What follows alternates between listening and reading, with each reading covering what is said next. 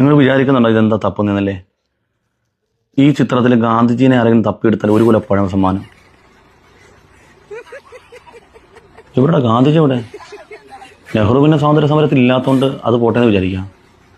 ഗാന്ധിജി ഉപ്പു സത്യാഗ്രഹത്തിന്റെ അന്ന് ഉപ്പിലിട്ടത് വിൽക്കാൻ ആ ഭാഗത്ത് വന്നിരുന്നു.